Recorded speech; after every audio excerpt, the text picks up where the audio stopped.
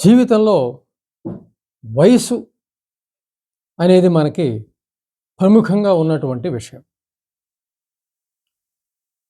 పుట్టినప్పటి నుంచి పెరుగుదలలో ప్రతి ఏడాది మనకి వయసు పెరగడం పుట్టినరోజు ద్వారా తెలుస్తూ ఉంటుంది. ప్రతి సమస్య కూడా జీవితంలో వయసుతో మనం జత చేసి చూస్తూ ఉంటాం.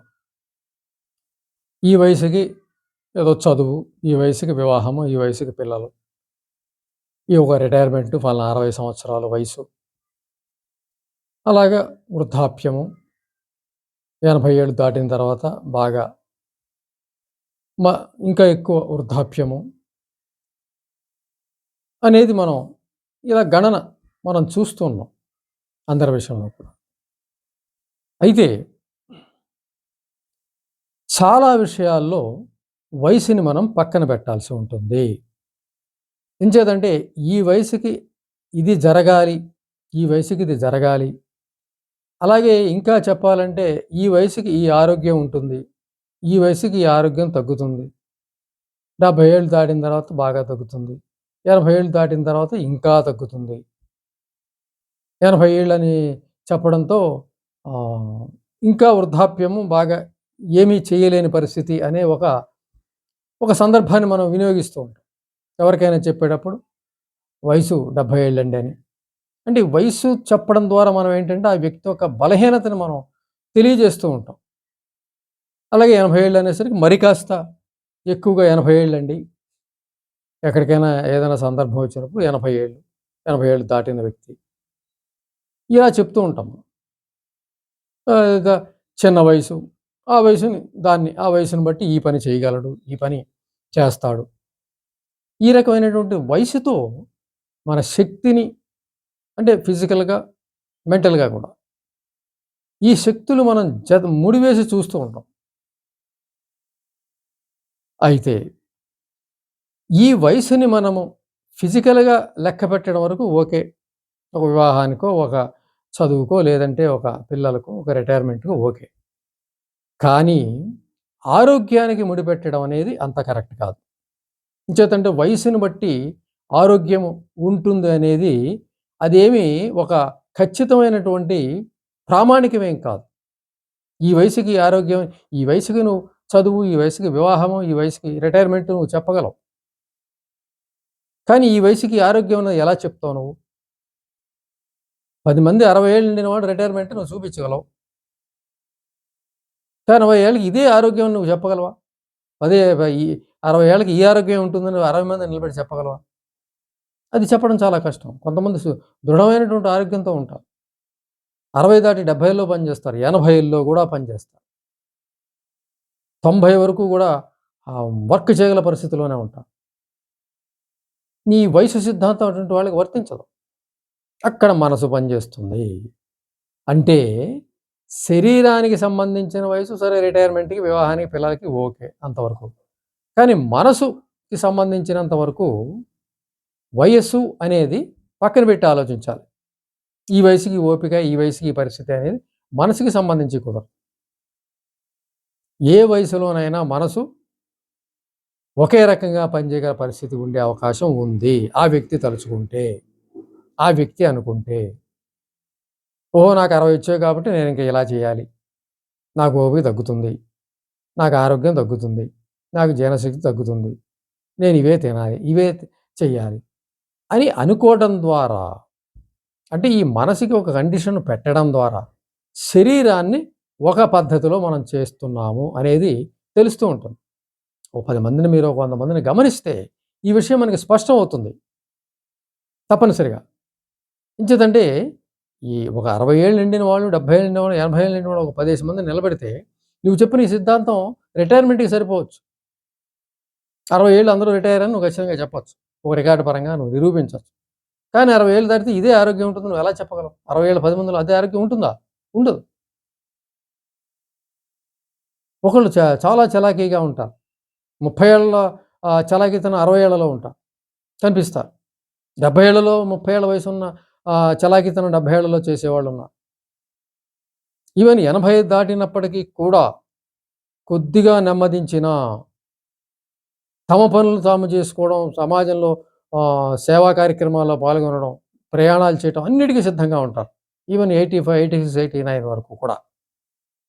90 దాటి కూడా ఆ మనసు పనిచేసే విధానాన్ని బట్టి ఆ శరీరం నడుచుకునే విధానం మనం చాలామంది దగ్గర గమనించొచ్చు. అంటే నువ్వు చెప్పిన ఈ ఈ సిద్ధాంతాలు ఇవన్నీ కూడా ఏదో రిటైర్మెంట్‌కి, వివాహానికి, పిల్లలకి వర్తిస్తాయి. ఓకే. కానీ ఆరోగ్యానికి సంబంధించి, మానసిక, శారీరక ఆరోగ్యానికి సంబంధించి దానికేమి మనము ఈ వయసుకి ఈ ఆరోగ్యం ఉంటుంది, ఈ వయసుకి ఇలా చేయాలి అనేది నిర్ణయించడం అనేది కరెక్ట్ కాదు. తప్పనిసరిగా 90 ఏళ్ళు వచ్చేంత వరకు కూడా ఒకే రకమైన ఆరోగ్యాన్ని మెయింటైన్ చేయొచ్చు. అది సమాజంలో మనం కొంతమంది వ్యక్తుల దగ్గర మనం గమనించొచ్చు. 80 దాటి సమాజంలో మనకి అనేక టెంపుల్స్ దగ్గర గానీ, లేదంటే సామాజిక సేవా కార్యక్రమాల్లో గానీ, ఇతరత్రా మనం వాళ్ళని గమనిస్తే మనకర్థమవుతుంది. ఎందుకు వాళ్ళ దగ్గర ఈ వయసు ఎందుకు పనిచేయట్లేదు? వాళ్ళు వయసు చెప్పరు. వాళ్ళు 80 ఏళ్ళు పని చేస్తూ ఉంటారు. నువ్వెక్కడికి రమ్మంటే అక్కడికొస్తూ ఉంటారు. నువ్వు ఏ కార్యక్రమం పాల్గొంటే ఆ కార్యక్రమం పాల్గొంటూ ఉంటారు. మనం అనుకుంటాం అంటే మన మన జనరల్ ఆలోచన ప్రకారం 60లో లేదంటే కొద్దిగా 70లో ఉంటారేమో అనుకుంటాం. కానీ నిజానికి వయసు ఉన్నప్పుడు ఆశ్చర్యపోతాం. 80 ఏళ్ళు దాటి కూడా మీరెలా తిరుగుతున్నారండి, ఎలా చేస్తున్నారండి మనం అనుకుంటాం. కానీ అలా చేయగలనని ఆ వ్యక్తి నమ్మడం వల్లే అది సాధ్యమయ్యింది. అతను వయసుని పక్కన పెట్టాడు. వయసుని పక్కన పెట్టేసాడు. ఈ వయసుకి ఇది చేయాలని ఎవరు చెప్పారు? ఈ ఆరోగ్యం ఉంటుందని ఎవరు చెప్పారు? దాని నిరూపణే ఉంది. దాన్ని శాసించగలిగింది మనసే. అంచేత మనసుని 30 ఏళ్ల వయసు ఆరోగ్యంగా మనం ఆలోచన చేయగలిగితే తప్పనిసరిగా శరీరం గూడా దానికి తగ్గట్టుగానే స్పందిస్తుంది. తప్పనిసరిగా ఆ రకమైనటువంటి ఆరోగ్యాన్ని మనం చూడొచ్చు. ఎక్కడికైనా వెళ్ళినప్పుడు మనం ఇది గమనించొచ్చు. వివిధ సమావేశాల్లో గాని, వివిధ ప్రోగ్రామ్స్‌లో గాని ఎక్కడైనా సరే మనం ఇది గమనించొచ్చు. అంటే మనం ఒక మ్యాండేటరీ అనేది మనసుకి విధిస్తే, మనసు శరీరానికి విధిస్తుంది. ఒకవేళ మనం విధించకపోతే శరీరానికి కూడా విధించదు.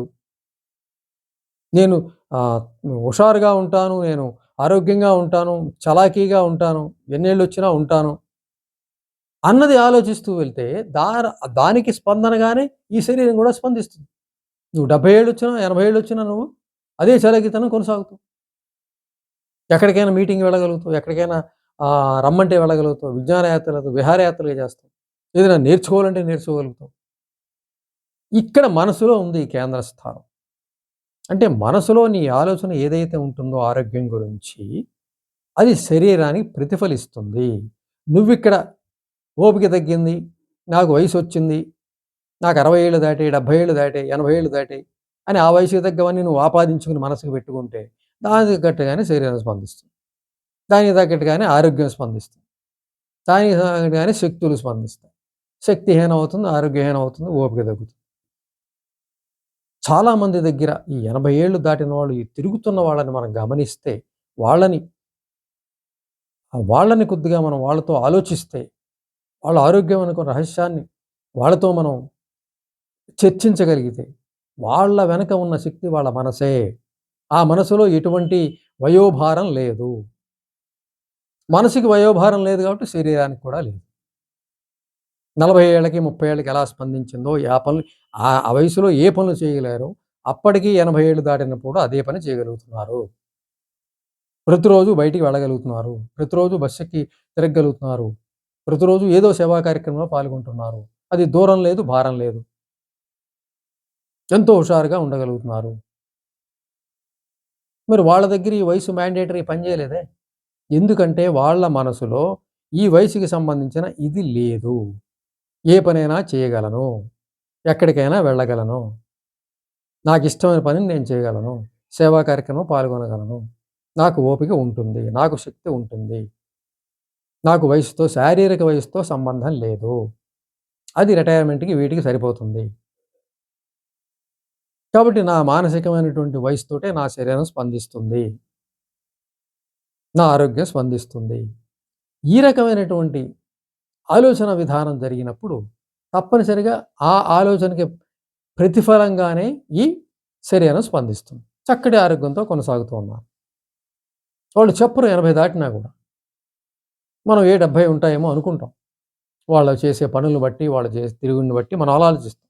కానీ ఏదైనా ఒక సందర్భంలో మనం తెలుసుకున్నప్పుడు ఆశ్చర్యపోతాం. ఏంటి ఈ వయసులో అంటే మనకి ఒక సామాజిక పరం మాకు 80 దాటితే ఇంట్లోనే ఉండాలి. 80 దాటితే ఈ పనులు చేయకూడదు. 80 దాటితే ఓపిక తగ్గిపోతుంది. 80 దాటితే అరగదు. 80 ఈ రకమైనటువంటి ఆలోచనలు మనసులో నింపుకొని ఉన్నప్పుడు మనకి 80 దాటిన వాళ్ళు పని చేస్తుంటే ఆశ్చర్యపోతాం. వాళ్ళు చెప్పడానికి కూడా భయపడతారు. చెప్పి ఏమన్నా వీళ్ళ వ్యతిరేక మనస్తత్వం ఏమన్నా మన మీద పడుతుందేమో! ఏంటి ఈ వయసులో ఇలా తిరుగుతున్నారేంటి? మీరు ఇంటి దగ్గర ఉండొచ్చు కదా! అంటారేమో అని భయంతోటి చెప్పడానికి భయపడతారు. కానీ చేసే పనులు చేస్తుంటారు వాళ్ళు. చక్కగా అన్ని కార్యక్రమాలు పాల్గొంటారు. సంగీత కార్యక్రమాలకొస్తారు. సాహిత్య కార్యక్రమాలకొస్తారు. అలాగే ఎటువంటి పనికైనా సిద్ధపడతారు. పొద్దున సాయంత్రం వరకు శ్రమ పడుతూ కూడా ఉంటారు వాళ్ళు. 80 దాటిన వాళ్ళు కూడా. చాలా మందిని చూడండి సమాజంలో కనిపిస్తారు వీళ్ళు. వాళ్ళ వెనక ఉన్నది వాళ్ళ మానసికమైనటువంటి రహస్యమే. మనసుకి ఆ శారీరకమైనటువంటి ఇది లేదు.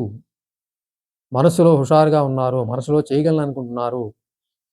అంచేత వయసుని పక్కన పెట్టవలసిందే. అది సరే చదువుకి, వివాహానికి, పిల్లలకి, రిటైర్మెంట్‌కి వయసు ఓకే. అది రికార్డు కోసం వయసది.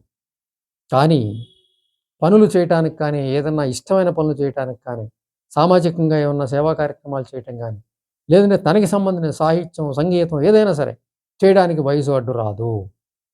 ఎందుకంటే వయసు యొక్క గుట్టు, పట్టు మనసులో ఉంటుంది.